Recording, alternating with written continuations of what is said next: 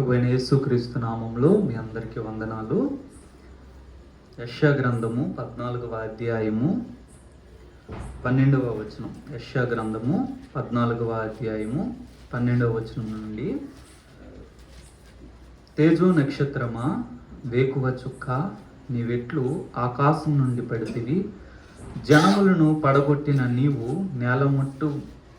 నేల మట్టము వరకు ఎట్లు నరకబడితివి. నేను ఆకాశమునకు ఎక్కిపోయేదను, దేవుని నక్షత్రములకు పైగా నా సింహాసనమును హెచ్చింతును. ఉత్తర దిక్కునున్న సభాపర్వతం మీద కూర్చుండును, మేఘమండలం మీదికి కెక్కుదును. మహోన్నతునితో నన్ను సమానునిగా చేసుకొందును అని నీవు మనస్సులో అనుకొంటివి కదా. నీవు పాతాళమునకు, నరకములో ఒక మూలకు త్రోయబడితివే. సాతాను గురించి దేవుని లేఖనము చెప్తున్న విషయం ఏంటంటే, తేజో నక్షత్రము తనకి ఇవ్వబడుతున్న టైటిల్ చాలా బ్రైట్ స్టార్, మార్నింగ్ స్టార్, వేకువ చుక్క అని చెప్పబడుతూ ఉన్నారు. అయితే ఈ నక్షత్రము నేలను పడిపోయిందంట. నువ్వు ఎట్లా నేలను పడిపోయావు, నువ్వు పడ్డానికి కారణం ఏమిటి అన్నది చెప్తుంది. ఈ దినము నేను ఒక విషయాన్ని పంచుకోవాలనుకుంటున్నాను. ఏంటంటే, దేవునితో మనం అందరము సహవాసం చేస్తున్నాము.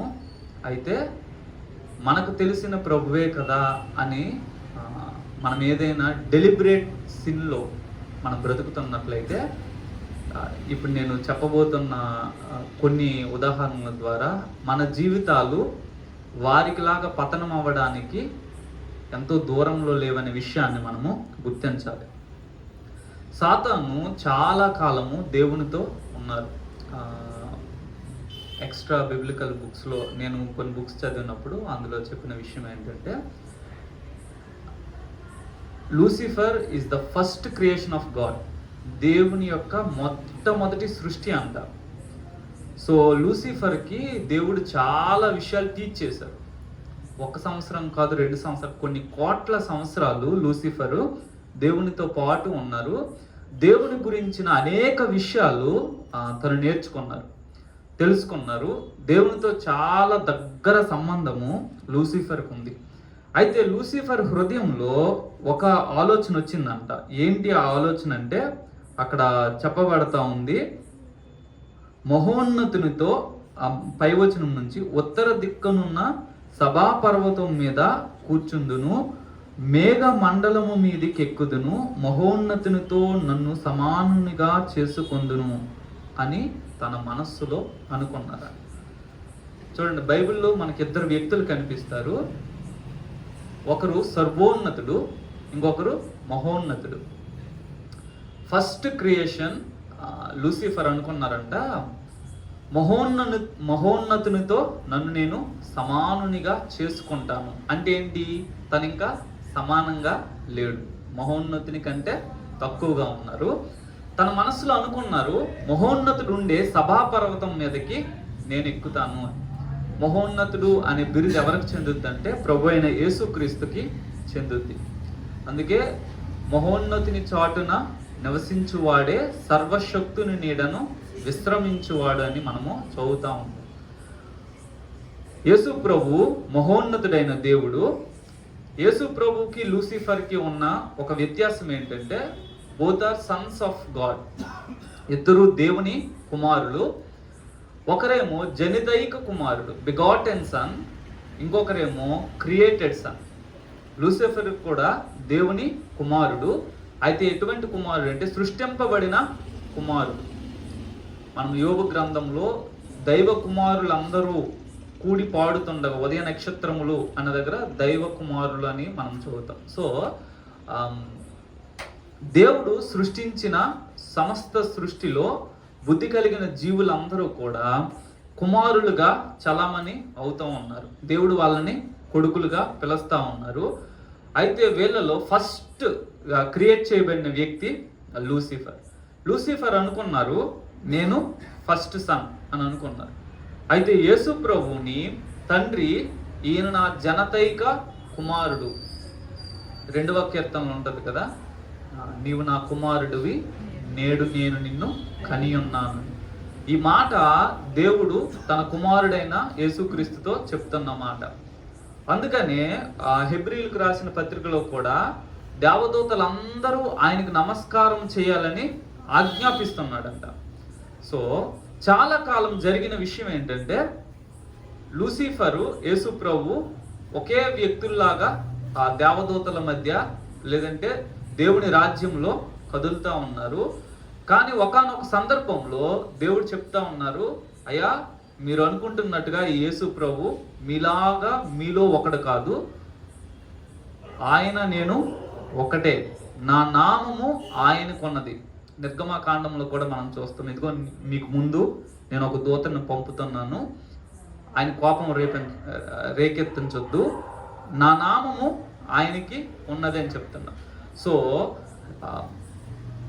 ఈ దేవదూతలందరి మధ్య యేసు ప్రభు వారిని గురించి తండ్రి అయిన దేవుడు చెప్తున్న విషయము, ఈయన నా కుమారుడు. ఇప్పుడు లూసిఫర్కి వచ్చిన ప్రాబ్లం ఏంటంటే, మిగతా వాళ్ళందరూ ఈ కుమారునికి నమస్కారం చేయాలని దేవుడు ఆజ్ఞాపిస్తున్నారు. లూసిఫర్ ఏమంటుందంటే, నేను కూడా కుమారుణ్ణి కదా, మరి నాకు కూడా ఆ నమస్కారాలు దక్కాలి కదా అని. అందుకని దేవుని కుమారుడు ఉండే సభాపర్వతాన్ని కోరుకున్నాడు. మహోన్నతునితో నన్ను నేను సమానునిగా చేసుకుంటాను అని అనుకొని మహోన్నతుని మీదకి తిరుగుబాటుకి బయలుదేరాడు. యెహెజ్కేలు గ్రంథంలో తన మీదకి ఒక తీర్పు ప్రకటించబడింది. 28వ అధ్యాయము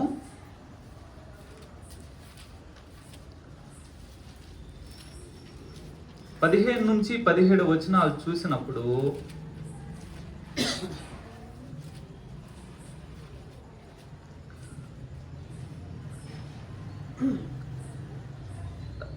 పదమూడు నుంచి మనం చూసినట్లయితే లూసిఫర్ ఉన్న ఉన్నతమైన స్థితిని మనకి తెలియజేస్తూ ఉంది. దేవుని తోటయగు 12వ వచన చివరి భాగం నుంచి, పూర్ణ జ్ఞానమును సంపూర్ణ సౌందర్యమును గల కట్టడమునకు మాదిరివి, దేవుని తోటయగు ఏదోనులో నీవుంటివి, మాణిక్యము గోమేదకము సూర్యకాంతమని రక్తవర్ణపు రాయి సులిమాని రాయి మరకతము నీలము పద్మరాగము మాణిక్యము అను అమూల్య రత్నములతోనూ బంగారముతోనూ నీవు అలంకరింపబడి ఉన్నావు. నీవు నియమింపబడిన దినమున పిల్లన గ్రోవులు వాయించువారును నీకు సిద్ధమయ్యిరి.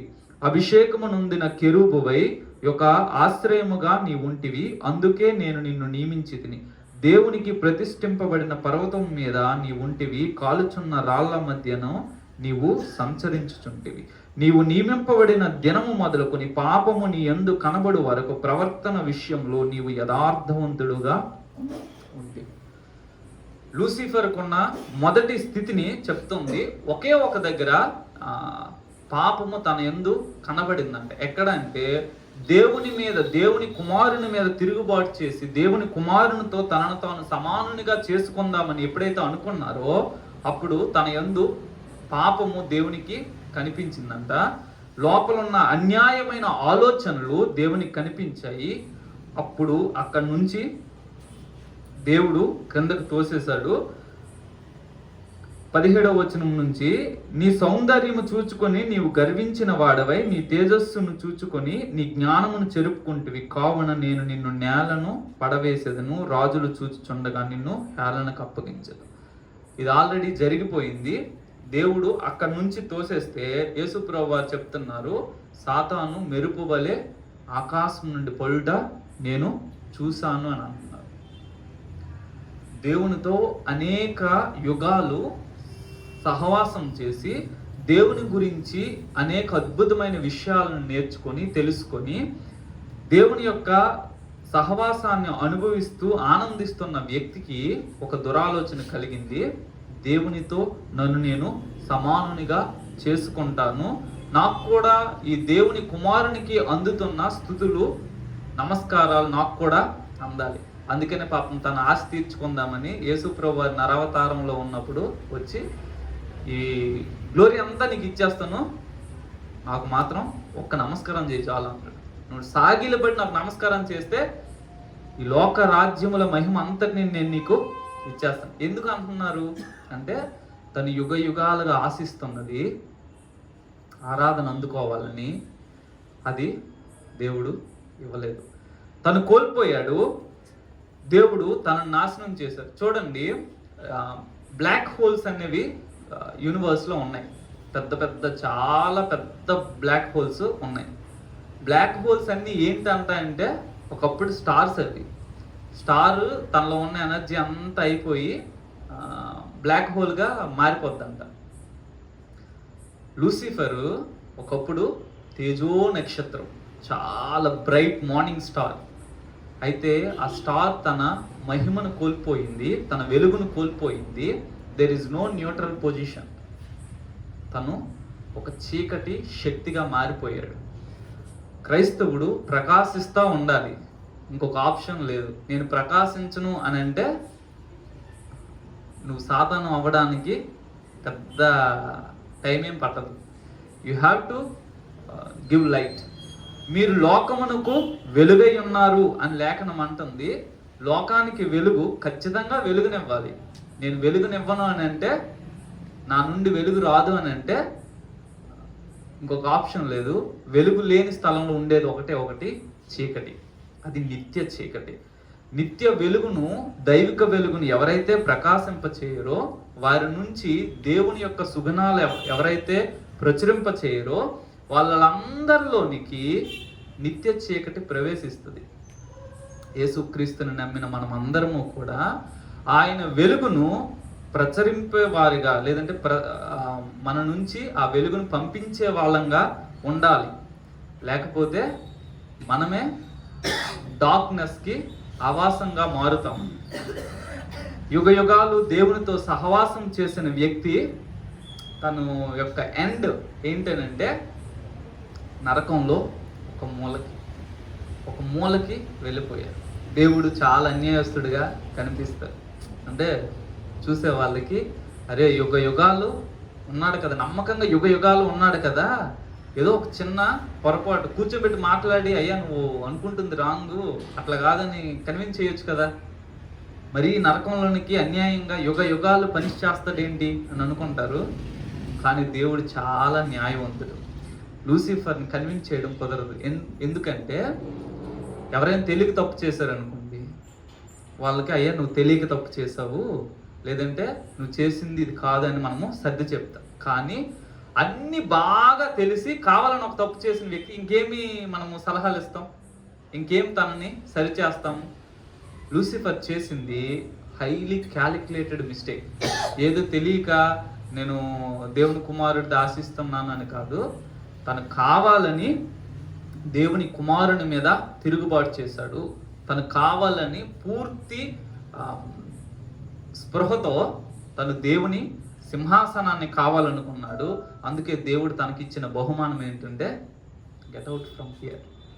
నిత్యత్వం నుంచి నిత్య నాశనంలోనికి తనని త్రోసేశారు. దేవుడు అన్యాయస్తుడు కాదు, ఎవ్వరికి ఆయన అన్యాయం చేయడు. ఒకవేళ దేవుడు అన్యాయం చేస్తాడని అంటే, దేవుడు అన్యాయం చేశాడనంటే, అన్యాయం చేసిన ఆ క్షణం నుండి is no more god, is the first devil in this universe. ఆయనే మొదటి దెయ్యం అయిపోతాడు. దేవుడు అన్యాయం చేయడము అసంభవం, అది సంభవించదు. ఎందుకంటే దేవుడు ప్రేమై ఉన్నాడు అని మనం ఎలాగైతే చెప్పుకుంటున్నామో, అలాగే దేవుడు అనే వ్యక్తి న్యాయమై ఉన్నాడు. ఆయన ఇచ్చే తీర్పుల్లో కూడా ఎక్కడ అన్యాయము ఉండదు. లూసిఫర్కి ఇవ్వబడిన తీర్పులో దేవుడు న్యాయవంతుడు. లూసిఫర్ యుగ యుగాలు నిత్యాగ్నిలో కాలడము దేవుని న్యాయమైన తీర్పుకు ఒక ఉదాహరణ. తర్వాత ఇంకొక వ్యక్తిని ఆది కాండంలో మనం చూస్తాము. ఆది కాండము 3వ అధ్యాయము 17-18 వచనాలు. ఆయన ఆదాముతో, నీవు నీ భార్య మాట విని తినవద్దని నేను నీకు ఆజ్ఞాపించిన వృక్ష ఫలములు తింటివి గనుక నీ నిమిత్తము నేల శపింపబడి ఉన్నది, ప్రయాసముతోనే నీవు బ్రతుకు దినములన్నీ దాని పంట తిందువు. అది ముండ్ల తుప్పలను గచ్చ పొదలను నీకు మొలిపించును, పొలములోని పంట తిందువు. నీవు నేలకు తిరిగి చేరు వరకు నీ ముఖపు చెమట కాచి ఆహారము తిందువు. యాలయనగా నేల నుండి నీవు తీయబడితివి, నీవు మన్నే గనుక తిరిగి మన్నైపోదు అని చెప్పాను. దేవుడు ఇక్కడ ఒక తీర్పును ప్రకటిస్తున్నాడు ఒక వ్యక్తి మీదకి. ఆ వ్యక్తి ఆయన స్వరూపంలో చేయబడిన వ్యక్తి. ఆ వ్యక్తి భూమి అంతటి మీద రాజుగా నియమింపబడిన వ్యక్తి. ఆ వ్యక్తి దేవుడు చేయగలిగిన అన్ని పనులను తను చేస్తున్నాడు. దేవుడు చేసే పనులను తను చేస్తున్నాడు. దేవుడు పేర్లు పెడతా ఉంటాడు. నక్షత్రాలకి ఆయన పేర్లు పెడుతున్నాడు. ఎందుకు పేర్లు పెడుతున్నారు అంటే పేరు స్వభావాన్ని తెలియజేస్తుంది. ఒక నక్షత్రానికి దేవుడు ఒక పేరు పెడుతున్నాడు అని అంటే ఆ నక్షత్రానికి ఆ పేరుకు సంబంధించిన స్వభావము ఉంది. దేవుడు సమస్త సృష్టిని చేసిన తర్వాత ఒక్కొక్క జీవిని ఆదాము దగ్గర తీసుకొస్తున్నాడంట. ఆదాము దీనికి ఏ పేరు పెడతాడో అని.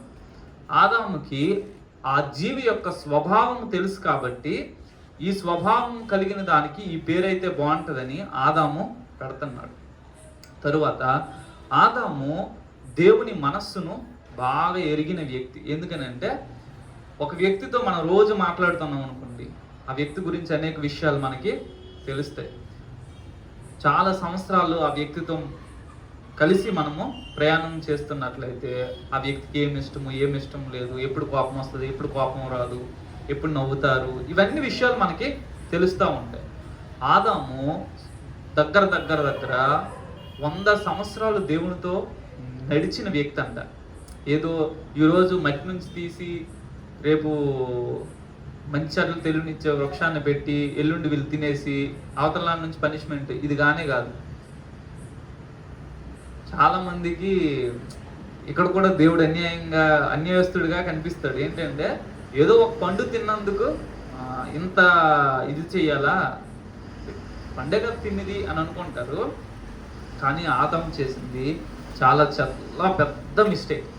ఎందుకనంటే దేవునితో సుమారు 100 సంవత్సరాలు తను నడిచారు. దేవుని గురించి అనేక విషయాలు బాగా తెలుసు. బాగా తెలిసి దేవుడు చెయ్యొద్దు అన్న ఒక పనిని వాళ్ళ భార్య మాట విని చేశాడు. వాళ్ళ భార్య వచ్చి అన్నది, ఆదాము గారు నేను ఈ పండు తినేసాను, మీరు కూడా తింటేనే మనకు సేఫ్, మీరు తినకపోయారా నా పని అయిపోయింది, దయచేసి ఏదో ఒకటి చేయంటే ఆదాము క్యాలిక్యులేటెడ్గా కావాలని ఒకవేళ అలా ఉంచి దేవుని దగ్గరికి వెళ్ళి, అయ్యా నువ్వు నాకు ఇచ్చిన స్త్రీ నువ్వు తినొద్దన్న పండుని తిన్నాదయ్యా, ఇప్పుడు ఏం చేయాలి, నాకు సహాయం చేయి, నా భార్యను కోల్పోవడం నాకు ఇష్టం లేదు, నువ్వు తీర్పును ప్రకటిస్తే ఈమె చచ్చిపోద్ది, నా భార్యని నేను ప్రేమిస్తున్నాను, మీరు సహాయం చేయాలి దేవా అని అంటే మేబీ దేవుడు ఇంకేదైనా ఆప్షన్ వెతికేవాడు. కానీ ఆదాము ఎంచుకున్న మార్గము దేవుడి మీద తిరుగుబాటు. ఏ పాపమైన నరకానికి తీసుకెళ్తుంది అంటే ఏ పాపమైనా తీసుకోండి, దట్ ఈస్ రెబిలియన్. దేవుని మీద దేవుని మాట మీద తిరుగుబాటే మనల్ని నరకానికి తీసుకెళ్ళేది. ఆదాము గురించి ఎందుకు ఆదాము దేవుడు అడిగినప్పుడు తన తప్పును ఒప్పుకోలేదు, దానికి ఒక రీజన్ యోబు గ్రంథంలో మనం చూస్తాము. కొంతమంది ఒప్పుకోవచ్చు ఒప్పుకోకపోవచ్చు, కానీ మరి అక్కడ ఉన్న దానికి ఎక్స్ప్లెనేషన్ ఏంటో మనం చూడాలి. 31వ అధ్యాయము యోబు గ్రంథము 31వ అధ్యాయము 33వ వచనం.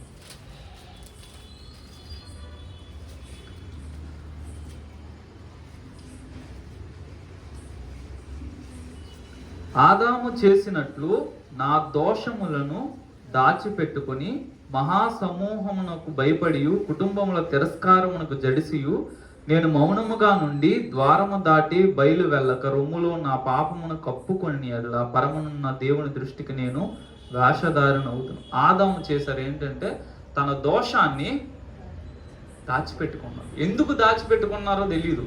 అయితే ఆ కింద వచ్చిన అంటుంది, మరి దీనికి లింక్ చేయొచ్చో చేయకూడదో నాకు తెలియదు, కానీ దీంతో కలిపి చదివినప్పుడు ఆదాము ఎవరికో భయపడ్డారంట. దేవునికి కాకుండా ఇంకెవరికో భయపడ్డారు. ఈ షేమ్ నేను ఒప్పుకుంటే, ఈ తప్పు నేను చేశానని ఒప్పుకుంటే నాకు చాలా అవమానం ఉంటుందని తను ఆ తప్పుని ఒప్పుకోలేదు.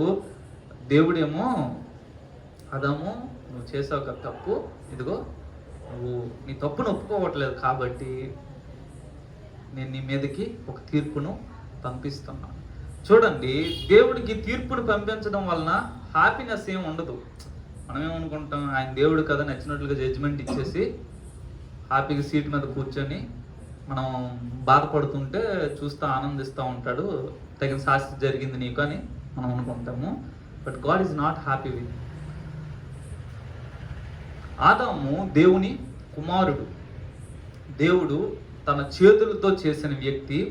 ఎంత ఇష్టమంటే ఆదాం అంటే దేవునికి ఎంత ఇష్టమంటే రోజు ఈవినింగ్ వచ్చి చల్లపూటను వచ్చి మాట్లాడుతూ ఉండేవాడు, ఈరోజు ఏ ఏ సంగతులు జరిగాయని. చాలా మంచి ఫెలోషిప్.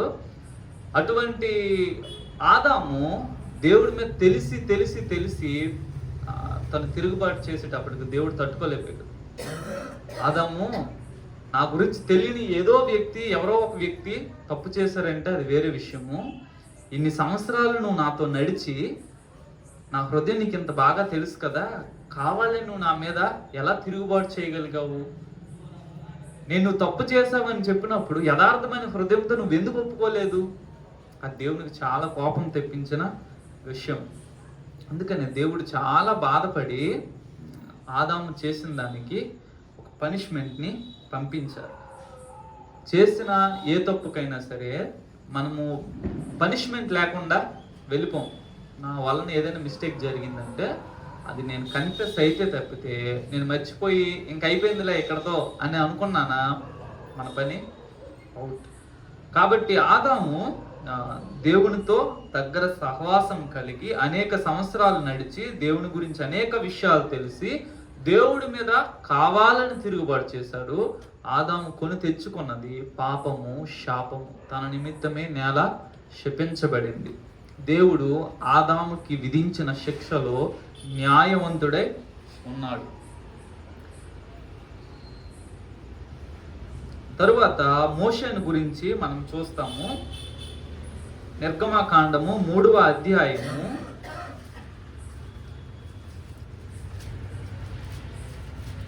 2-3 వచనాలను మనం చూసినట్లయితే,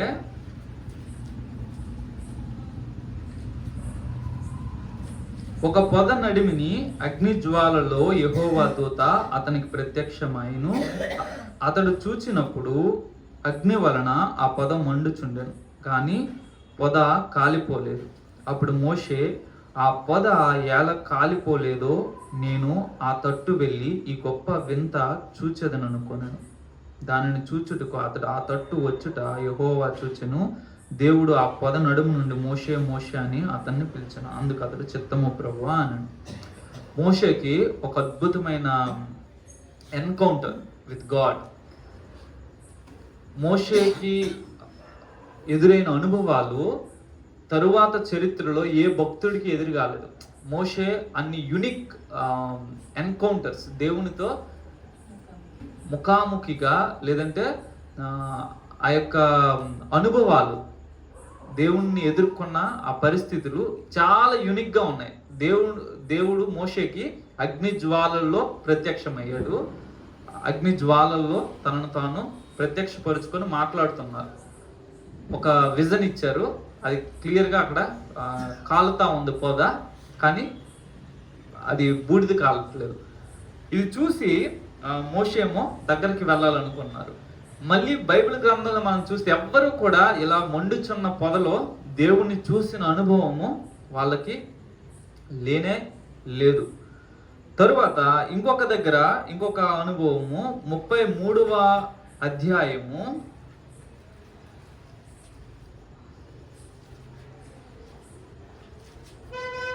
21 నుంచి మనం చూసినట్లయితే,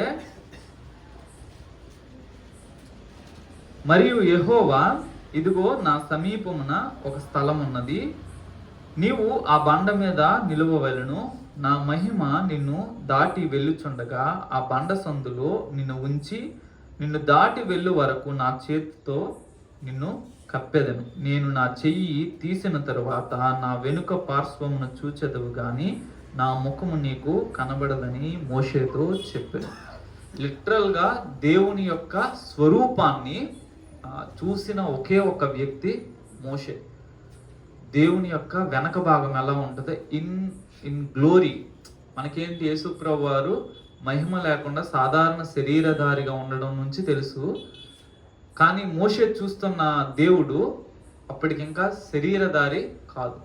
దేవుడున్న మహిమలో ఆయన వెనుక భాగాన్ని చూశారు. అటువంటి అనుభవము ఇంకా వేరే ఏ భక్తునికి కూడా లేనే లేదు.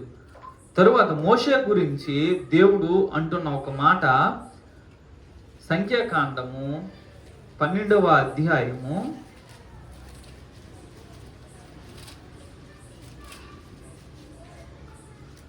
3వ వచనంలో, యెహోవా ఆ మాట వినును, మోషే భూమి మీదనున్న వారందరిలో మిక్కిలి సాత్వికుడు. మోషే గురించి లేఖనము ఇస్తున్న బిరుదు ఏంటనంటే, మోషే అందరికంటే మిక్కిలి సాత్వికుడు, మీకెస్ట్ పర్సన్ అని అంటాం. సాత్వికం అంటే అర్థం ఏంటంటే ఏ ఎమోషన్స్ లేకుండా కొడితే కొట్టించుకోవడం, తిడితే తిట్టించుకోవడం, ఇది కానే కాదంట. సాత్వికం అంటే తన కోపం వస్తుంది, కత్తుంటే ముక్కలు చేస్తాడు, కానీ ఆ కత్తి చేతిలో ఉండి ఆ వస్తున్న ప్రచండమైన కోపాన్ని అదిమి పెట్టుకొని ఉంది. అది సాత్వికం అంట. తన ఎమోషన్స్ అన్నింటినీ కూడా కంప్లీట్గా తన సరెండర్లో ఉంచుకోగలిగిన వ్యక్తి. మోషేకి చాలా కోపం. ఎంత కోపం అంటే ఒక్క పంచ్తో ఐగుప్తిని చంపేశాడు. అంత కోపం ఉన్న మోషే భూమి మీద మిక్కిలి సాత్వికుడు అనే బిరుదును పొందాడు after 40 years of desert life. ఆ ఎడారి అనుభవం తర్వాత మోషే చాలా మిక్కిలి సాత్వికుడయ్యాడు. మిరియాము, అహరోనులు మోషేకు విరోధంగా మాట్లాడితే దేవుడి కోపం వచ్చింది. నా సేవకునికి విరోధంగా మీరు మాట్లాడుతారా అని మోషే గురించి, మోషేకున్న యునిక్నెస్ గురించి దేవుడు చెప్తా ఉన్నారు. 12వ అధ్యాయము 6వ వచనం నుంచి, వారిద్దరూ రాగా ఆయన, నా మాటలు వినుడి, మీలో ప్రవక్త ఉండిన ఎడల యెహోవానగు నేను దర్శనమిచ్చి అతడు నన్ను తెలుసుకున్నట్లు కలలో అతనితో మాట్లాడుతును. నా సేవకుడైన మోషే అట్టివాడు కాడు, అతడు నా ఇల్లంతటిలో నమ్మకమైన వాడు. మోషే గురించి దేవుడు చెప్తున్నారు, is more than A profit. Moses is more than A profit. తను చాలా నమ్మకస్తుడు, నా ఇంటిలో నమ్మకమైన పనివాడు మోషే. నేను గూఢభావములతో కాదు, దర్శనమిచ్చి ముఖాముఖిగా అతనితో మాట్లాడుతును. అతడు యెహోవా స్వరూపమును నిదానించి చూచును. ఫేస్ టు ఫేస్ నేను మాట్లాడుతాను మోషేతో. అతడు నా స్వరూపాన్ని నిదానించి చూస్తాడు. ఈ అనుభవము ఇంకా ఏ భక్తుడికి కూడా బైబిల్ గ్రంథంలో మనం చూడం. మోషేకు మాత్రమే ఉన్న అనుభవం, దేవునితో ముఖాముఖిగా మాట్లాడే అనుభవం. అందుకే దేవుడు అంటున్నారు, మీరు ఎవరు అనుకుంటున్నారు, మోషేకు విరోధంగా మీరు మాట్లాడడానికి ఎందుకు మీరు భయపడలేదు అని వాళ్ళ మీద దేవుడు కోప్పడుతున్నారు. మోషే అనేక అద్భుతాలు చేశారు. మోషే చేసిన ఏ అద్భుతాలు కూడా మరలా ఇప్పటి వరకు ఎవరు రిపీట్ చేయలేదు. ఆయన పంపిన తెగుళ్ళు కానీ, ఆయన చీల్చినట్లుగా సముద్రాన్ని చీల్చడం కానీ, ఆయన చేసిన ఏ అద్భుతాన్ని కూడా బండను కొట్టి నీళ్ళని తీసుకురావడం కానీ, ఆకాశం నుండి ఆహారాన్ని దేవుణ్ణి అడిగి సంపాదించడం కానీ, ఏది కూడా మరలా బైబిల్ గ్రంథంలోని భక్తులు లేకపోతే చరిత్రలో ఇప్పటి వరకు ఎవరు తిరిగి చేయలేదు. అలాంటి యునిక్ థింగ్స్ మోసెస్ డిడ్. మోషే అలాంటి ప్రత్యేకమైన కార్యాలు చేశారు. ఇలాంటి మోషే గురించి సంఖ్యాకాండము 20వ అధ్యాయంలో దేవుడు చెప్తున్న మాట,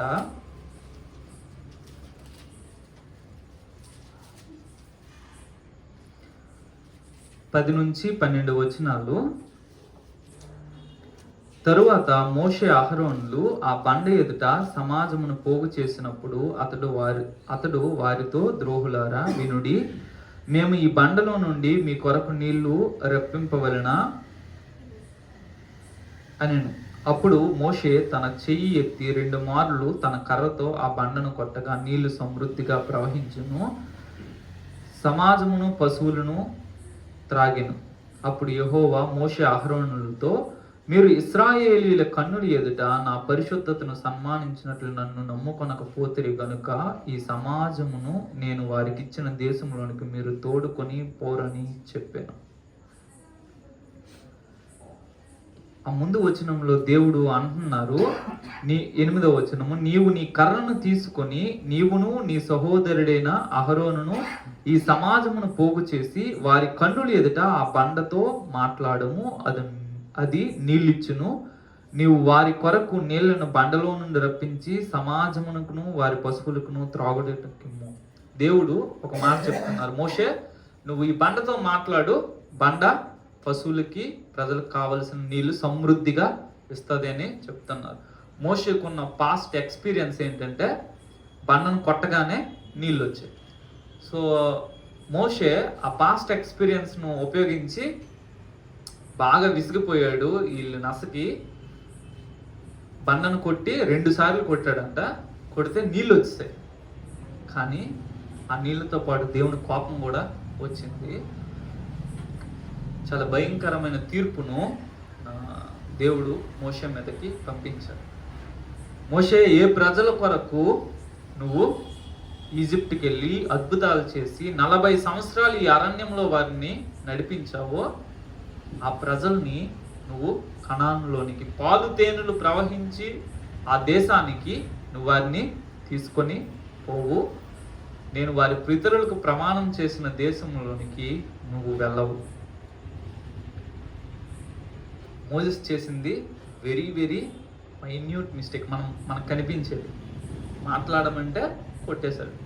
అది గతంలో కూడా కొట్టిందే. గతంలో కొడితే వాటర్ వచ్చింది, ఇప్పుడు మాట్లాడమన్నారు, ఏదో పొరపాటు పడి కొట్టారు. కానీ తీర్పు ఎంత భయంకరమైందంటే, నువ్వు నా మాట మీద తిరుగుబాటు చేశావు. తిరుగుబాటు చేసిన వ్యక్తి సాదాసీదా వ్యక్తి అయితే దేవుడు పెద్దగా పట్టించుకోడు. ఇప్పుడు ఎంతమంది నరహత్యలు చేయట్లేదు, ఎంతమంది వ్యభిచారం చేయట్లేదు, ఎంతమంది దోపిడీలు చేయట్లేదు, స్మగ్లర్లు లేరు. దేవుడు వీళ్ళందరికీ శిక్షలు వేస్తున్నాడా?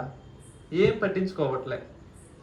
కానీ దేవునితో నడిచిన వ్యక్తి, దేవునితో ఒక ముఖాముఖి అనుభవం కలిగిన వ్యక్తి, దేవునితో అనుదిన సహవాసంలో ఉన్న వ్యక్తి దేవుని మీద తిరుగుబాటు చేసినప్పుడు, ఆయన మాటకి లోబడినప్పుడు దేవునికి వచ్చే కోపము చాలా తీవ్రమైనదే ఉంటుంది. మోషే తర్వాత బతిమాలుకుంటున్నారు, అయ్యా ప్లీజ్ నేను వెళ్తానంటే దేవుడు అంటారు, మోషే డోంట్ స్పీక్, నువ్వు ఆ విషయం గురించి నాతో మాట్లాడకు. వెళ్ళారు. జస్ట్ ఇంకొక 2-3 కిలోమీటర్స్ వెళ్తే కనాన్లో అడుగు పెట్టేస్తారు. ఆ కొండెక్కి కనాను ప్రాంతాన్ని చూశాడు, చూసి చచ్చిపోయాడు. 40 సంవత్సరాల ప్రయాస మీనింగ్లెస్ అయ్యే అవకాశము ఉంది. తను చేర్చలేదు.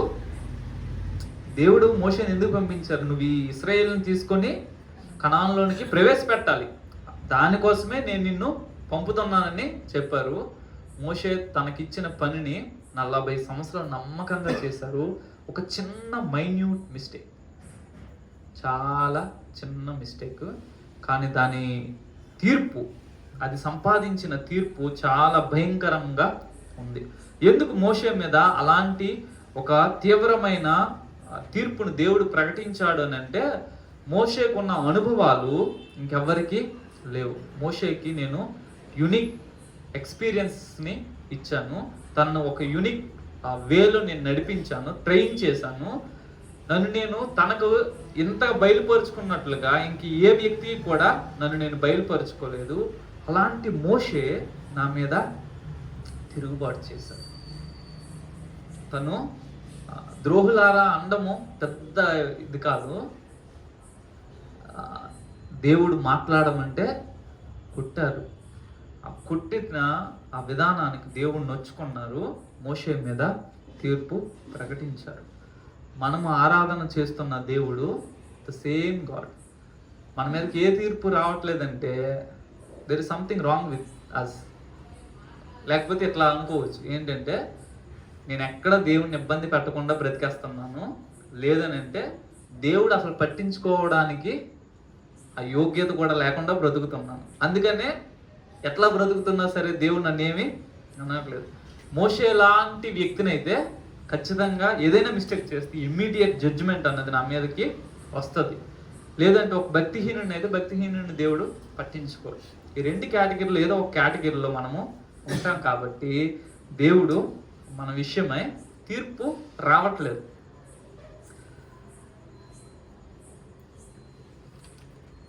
తరువాత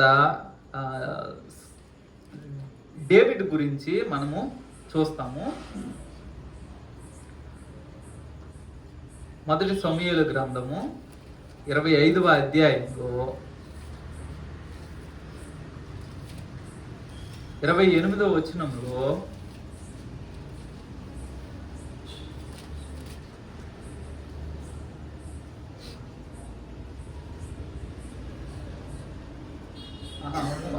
అపోస్తలుల కార్యాలు 13వ అధ్యాయము 22వ వచనము,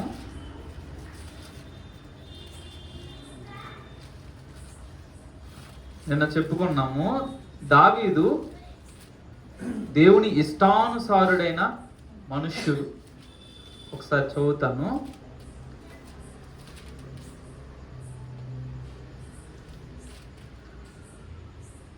తరువాత అతనిని తొలగించి దావీదును వారికి రాజుగా ఏర్పరచును.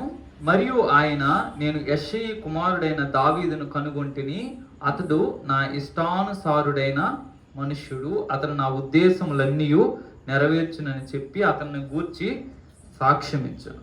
ఇంకో దగ్గర ఉంటుంది ఏంటంటే, దావీదు దేవుని సంకల్పము చొప్పున తన తరము వారికి సేవ చేసి నిద్రించెను. దేవుని సంకల్పం ఏదైతే ఉందో దాని చొప్పున దావీదు సేవ చేసి తను మరణించాడు అని లేఖనము చెప్తుంది. మొదటి సమూయేలు గ్రంథం 25వ అధ్యాయంలో 28వ వచనము,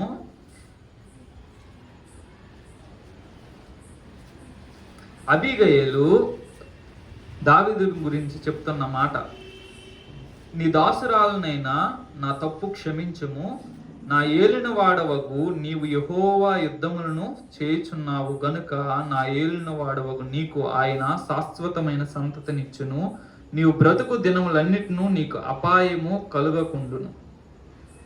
దావీదు దేవుని యుద్ధాలను చేసిన వ్యక్తి. దావీదు జీవితంలో ఏ ఒక్క యుద్ధంలో కూడా ఓడిపోలేదు. తను ఓటమి లేని ఒక మహారాజు. తను చేసిన యుద్ధాలన్నీ కూడా దేవుని యుద్ధాలను చేసిన వ్యక్తి అంట. దావీదు చాలా నమ్మకస్తుడు, చాలా యథార్థవంతుడు. ఇలాంటి దావీదు 2 సమూయేలు గ్రంథంలో మనం చూస్తాము. 12వ అధ్యాయము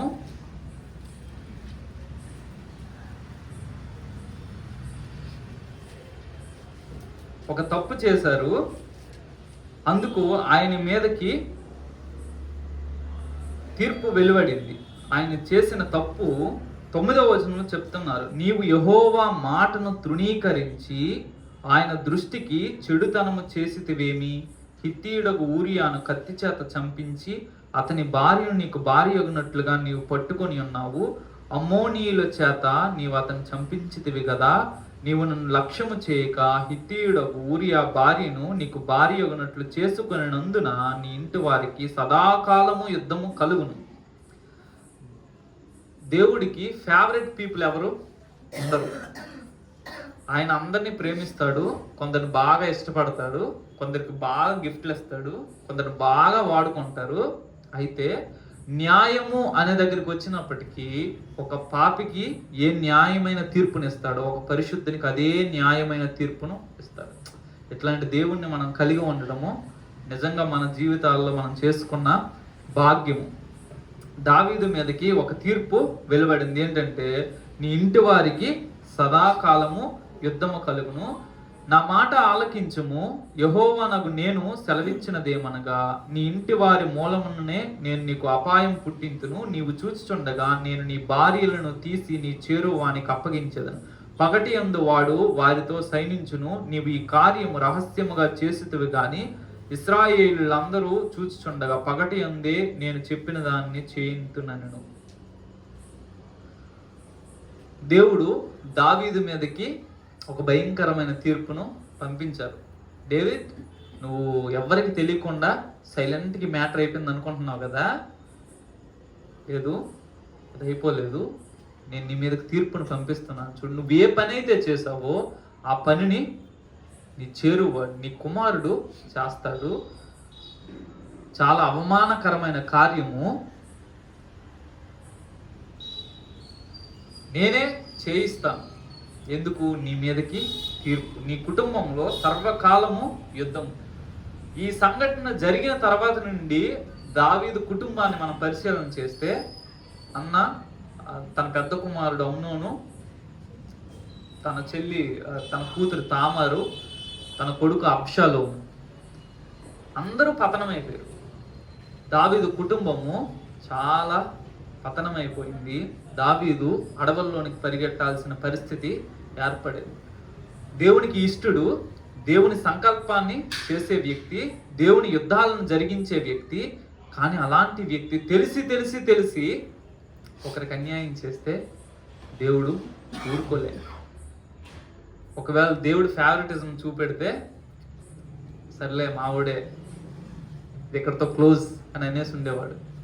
కానీ నువ్వెంత భక్తిపరుడు అయినా, నువ్వెన్ని ప్రార్థనలు చేసినా, నువ్వెన్ని దాన ధర్మాలు చేసినా, న్యాయము అనే దగ్గరికి వచ్చినప్పటికీ నువ్వు న్యాయంగా ప్రవర్తించాలి. There is no other option. ఒకవేళ నువ్వు న్యాయాన్ని తప్పితే నా తీర్పు వెలువడుద్ది. దానికి నువ్వు సిద్ధంగా ఉండాలి. చివరిగా ఒక మాటని నేను చెప్పి ముగిస్తాను. హెబ్రీలకు రాసిన పత్రిక 10వ అధ్యాయము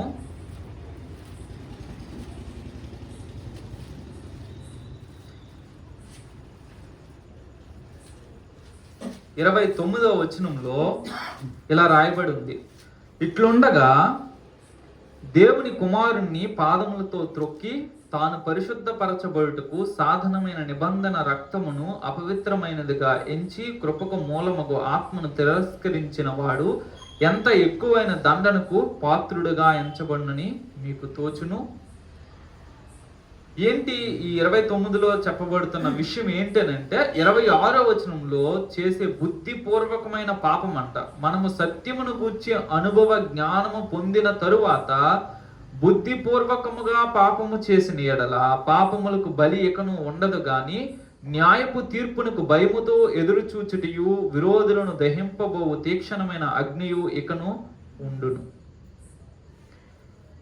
మనం చూస్తున్నాము, యుగ యుగాలు దేవునితో ఉన్న ఒక వ్యక్తి దేవుడి మీద తిరుగుబాటు చేశారు. దేవుడు ఆ వ్యక్తిని నరకంలో ఒక మూలకి పడేశారు. దేవుడు ఒక వ్యక్తిని సృష్టించుకున్నాడు, తన స్వరూపంలో తన చేతులతో చేశారు. ఆ వ్యక్తితో చాలా సంవత్సరాలు అన్యోన్య సహవాసంలో ఉన్నారు. ఆ వ్యక్తి తిరుగుబాటు చేసినప్పుడు మరణానికి అప్పగించాడు. ఆ వ్యక్తి వలన సమస్త సృష్టిని శపించాడు దేవుడు. దేవునితో ముఖాముఖి అనుభవాలు కలిగి దేవుని మాట మీద తిరుగుబాటు చేసిన మోషేని తను ఏ పని కోసం వచ్చారో ఆ పనిని ముగించకుండా, తను ఏ దేశాన్ని చూడాలనుకున్నారో ఆ దేశంలో చూడకుండా, అడుగు పెట్టకుండా తన యాత్రను ముగించేటట్లుగా తీర్పును వెలువరించారు. తన హృదయానుసారుడు, ఇష్టానుసారుడు అని బిరుదులు ఇచ్చిన డేవిడ్ దేవునికి విరోధముగా పాపం చేసినప్పుడు దేవుని తీర్పును తప్పించుకోలేక తన కుటుంబానికి సర్వనాశనాన్ని తెచ్చిపెట్టుకున్నాడు. అట్ ద సేమ్ టైం యేసుక్రీస్తు మాకు తెలుసు, యేసు ప్రభువుని మా రక్షకునిగా అంగీకరించాము, ఇన్ని సంవత్సరాలు మేము ఆయన్ని సేవిస్తున్నాము అని చెప్పుకుంటున్న మనము ఒకవేళ తెలిసి తెలిసి తెలిసి ఒక పాపములో కొనసాగుతా ఉంటే, ద సేమ్ గాడ్, దేవుడు ఎప్పుడు మారిపోడు కదా, దేవుడు ఎప్పుడు ఏకరీతిగా ఉంటాడు. చాలా మంది అంటారు ఏంటంటే అది ధర్మశాస్త్ర కాలము, ఇది కృపాకాలం కాబట్టి అందరు అది ఛాన్సే లేదు. కృపాకాలం కాబట్టి బ్రతకడం కాదు, దేవుడు స్పేర్ చేస్తున్నాడు. ఇమీడియట్ జడ్జిమెంట్ రాకుండా సరే నీకు ఇంకో ఛాన్స్ ఇస్తానని చూస్తున్నారు. బట్ ద సేమ్ గాడ్, మనము సిలువ మీద వేలాడి చనిపోయారని నమ్ముతూ ప్రార్థనలు చేస్తున్న యేసు ప్రభువే తన మీద తిరుగుబాటు చేసిన వ్యక్తుల్ని పతన స్థాయికి నెట్టేసిన దేవుడు. అంత భయంకరుడైన దేవునితో మనము ప్రార్థనలు చేస్తున్నాము, సహవాసం చేస్తున్నాము, సేవిస్తున్నాము. ఈ స్పృహను కలిగి రేపొద్దున ఏదైనా ఒక సీక్రెట్ సిన్లో మనం బ్రతకాలని అంటే ఇది మనకు గుర్తు రావాలి. ఏంటంటే అంత గొప్ప అనుభవాలు కలిగిన వ్యక్తులనే దేవుడు విడిచిపెట్టలేదు. ఈరోజు నేను తెలిసి ఈ పాపంలో కొనసాగితే దేవుడు నన్ను కూడా విడిచిపెట్టాడు. ఆ భయంతో మనం ఉన్నప్పుడు మనకి క్షేమం. ఒకవేళ ఆ భయం లేకపోతే నేను ఒక్కనే పాపం చేస్తున్నానా, హిందువులు లేకపోతే మిగతా మతస్థుల కంటే దుర్మార్గంగా నేను ప్రవర్తిస్తున్నాను, ఇవన్నీ చిన్నవి ఇవి కూడా చేయకపోతే ఎట్లా, ఇవన్నీ కామన్ అని మనం అన్నాం అనుకోండి, అది వాళ్ళకు మన వరకు వచ్చేసరికి అవి తీవ్రమైన తప్పులు. ఆ తప్పులకి మనం తీవ్రమైన శిక్షలు భరించక తప్పదు. ఒక వ్యక్తి పాపం చేసి క్షమించు అని దేవుడితో ఆటలాడుతూ ఉంటే దేవుడు క్షమిస్తాడు. పాపం చేసే అవకాశం లేకుండా తనని లేపేస్తాడు. అది దేవునితో ఉన్న విధానం.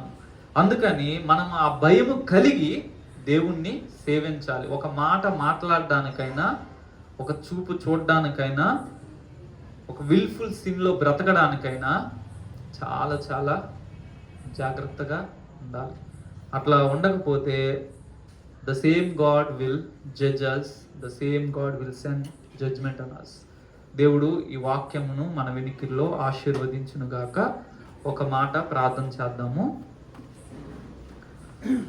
మహాపరిశుద్ధుడును జీవము కలిగిన తండ్రి, మీకు వందనాలు చెల్లిస్తున్నాము. ప్రభువా, నువ్వు మార్పు లేని దేవుడువు, ఎంత కనికరము న్యాయము కలిగిన దేవుడువో ప్రభువా. నీ ఎడల మేము విరోధంగా ప్రవర్తించినప్పుడు ప్రభువా, తీర్పు తీర్చడానికి నాయనా, మా మీద శిక్ష విధించడానికి నువ్వంతే న్యాయవంతుడైన దేవా, ఉగ్రత కలిగిన దేవుడు అని నీకు వందనాలు చెల్లిస్తున్నాము. ప్రభువా, మాకు సహాయం దయచేయండి అయ్యా. మా బ్రతుకు దినాల్లో ఎక్కడా కూడా మేము కావాలని దేవా విల్ఫుల్గా నాయన నీ మీద తిరుగుబాటు చేయకుండా ప్రభువా, నీ భయము కలిగి మా అనుదిన జీవితంలో మా రక్షణను కొనసాగించుకొని జీవించడానికి మా కృపా సహాయం అనుగ్రహించమని వేడుకుంటూ ఈ కృపకు మమ్మల్ని మేము అప్పగించుకుంటూ యేసు నామమున ప్రార్థన చేస్తున్నాము తండ్రి. ఆమేన్.